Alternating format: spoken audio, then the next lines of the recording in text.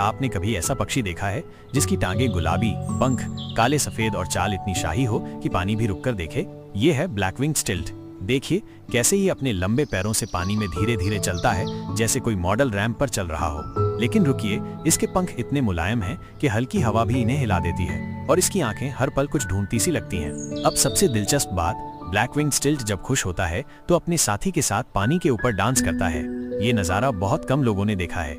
और एक सीक्रेट अगर आप बहुत ध्यान से देखें तो कभी कभी ये अपने पैरों से पानी को छूते हुए उड़ते हैं, जिससे छोटी छोटी लहरें बनती हैं।